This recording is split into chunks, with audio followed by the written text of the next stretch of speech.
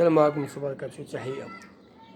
خصنا نتعاونوا بيناتنا. علاش خصنا نتعاونوا بيناتنا؟ لأن تشوف دابا الناس ما فاهمينش. كاين اللي مسك عليه الله، كاين اللي ربي سبحانه وتعالى ميسر، ولكن راه الدولة تحافظ لك على الأعمال. شنو هو الفاعل الجماعي والأعمال الاجتماعية؟ كاين أحياء شعبية فيهم مشاكل، كاين الناس مساكن، يعني ديور آيلة السقوط. دابا تلقات عليه واحد المرة مسكينة هنا، جابت واحد السيدة قال ما على مثل الزوج ديالها عندها جوج وليدات مساكن معاقين، عندها واحد الحالة مسكينة تتسال فيها 5000 درهم ديال الكرا. تخيل 5000 درهم ديال الكرا والدار غطيح وما عندهاش مسكينة فين تمشي، ومول الكرا ما بغيش يسمح لها. ولا حول ولا قوة الا بالله. شي يعني دابا حنا انا تنحس بالناس. لا خصني اجي بعدا تعالجي على حسابي، مسكينة فرحات.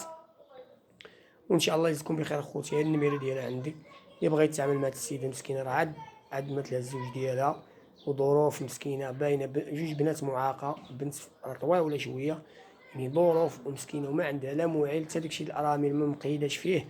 يعني الله يجازيكم بخير، الله يجازيكم بخير. يعني تنديرو الدال على الخير كفاعله. اللي بغى يجي يشوفها بعينيه. انا هادشي اللي تندير انا بحكم التواصل مع الناس. تنتعاونوا وتنديروا هاد الخدمة مجانية في سبيل الله. الخدمة هادي مجانية، تلاقي بنادم في سبيل الله. الله يشافي الجميع والله يجازي المحسنين. الله يسر كل الأمور، أي واحد تيقصدنا بنية طيبة الله يكمل عليه بخير.